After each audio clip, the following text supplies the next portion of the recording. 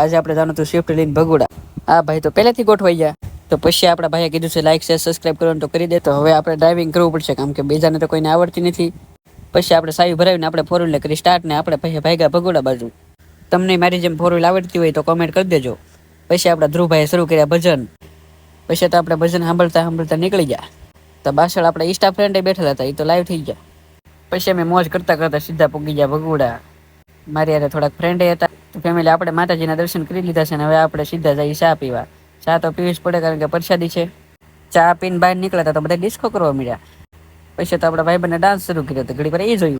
પછી આપણે ડુંગર પર ચડીને થોડાક ફોટા પાડ્યા ને હવે ભાગીએ છીએ નીચે. તો ફેમિલી ડુંગર ઉતરીને આપણે પાછી ઘર બાજુ ખસકાવી. પછી તો આપણે ધ્રુવભાઈએ ભજન શરૂ કર્યા. તો ફેમિલી બધાને સોડા પીવાનું મન હતું તો આપણે પછી સોડા પીવા ઊભી રાખી દીધી. તો નાયક નાની એવું પપ્પી હતું.